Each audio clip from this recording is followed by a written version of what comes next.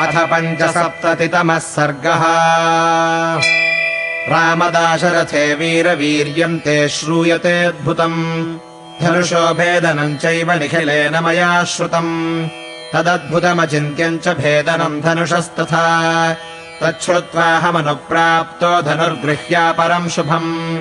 तदिदम् घोरसङ्काशम् जामदग्न्यम् महद्धनुः, पूरयस्व शरेणैव स्वबलम् दर्शयस्व च। तदहम् ते बलम् दृष्ट्वा धनुषोऽप्यस्य पूरणे, द्वन्द्वयुद्धम् प्रदास्यामि वीर्यश्लाघ्यमहम् तव। तस्य तद्वचनम् श्रुत्वा राजा दशरथस्तदा विषण्णवदनो दीनः प्राञ्जलिर्वाक्यमब्रवीत्।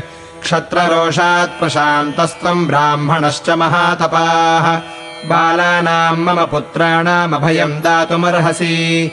भार्गवाणाम् कुले जातः स्वाध्यायव्रतशालिनाम्, सहस्राक्षे प्रतिज्ञाय शस्त्रम् प्रक्षिप्तवानसि।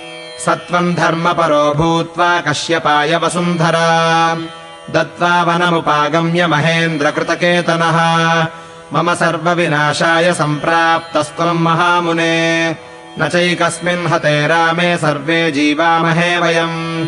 ब्रुवत्येवम् दशरथे जामदग्न्यः प्रतापवान्, अनादृत्य तु तद्वाक्यम् राममेवाभ्यभाषत। इमे द्वे धनुषी श्रेष्ठे दिव्ये लोकाभिपूजिते, दृढे बलवती मुख्ये सुकृते विश्वकर्मणा।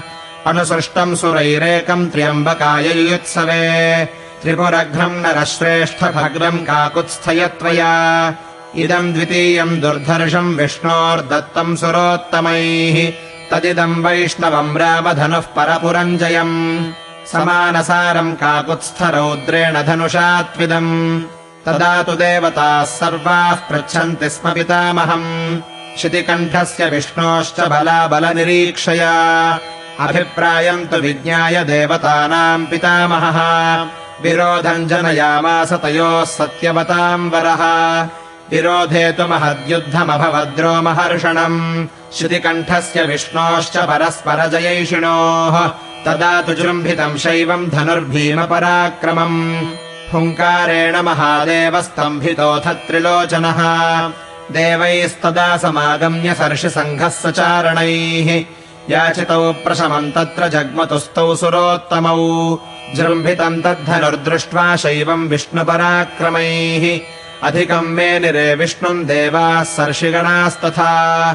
धनुरुद्रस्तु सङ्क्रुद्धो विदेहेषु महायशाः, देवरातस्य राजर्षेर्ददौ हस्ते ससायकम्।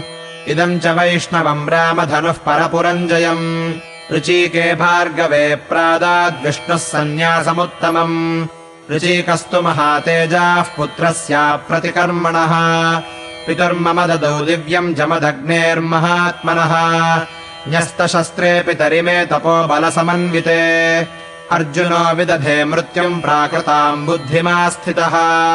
वधमप्रतिरूपम् तु पितुः श्रुत्वा सुदारुणम्, क्षत्रमुत्सादयम् रोषाज्जातम् जातमनेकशः। पृथिवीम् चाखिलाम् प्राप्य कश्यपाय महात्मने, यज्ञस्यान्ते ददम् राम दक्षिणाम् पुण्यकर्मणे।